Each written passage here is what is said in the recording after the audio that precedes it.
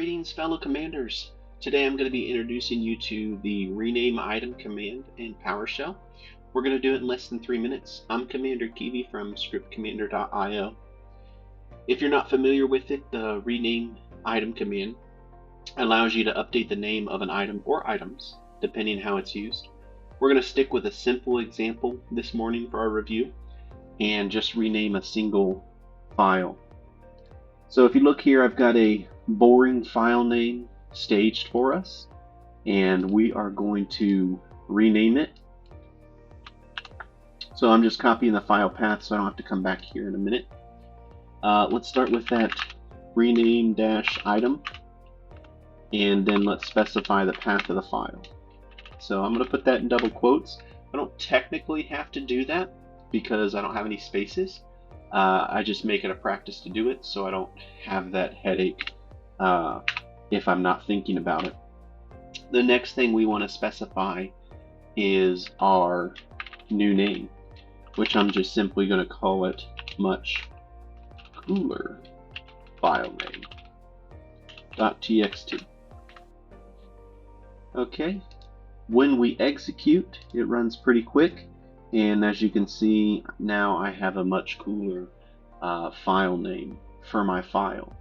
But let's not stop there. Let's take this one step further and show one more way we can use this. I'm going to grab that updated file path because my file name has changed, thus my path has changed. And let's rename it to, let's add a date to ours. So I'm going to put an underscore in there, and then I'm going to add $date, and $, remember, is how PowerShell indicates that an item is a variable.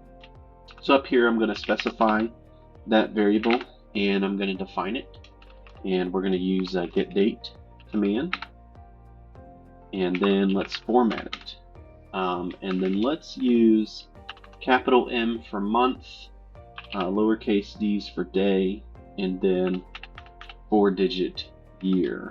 So if I quick run that, just the selection, we'll see what that date looks like.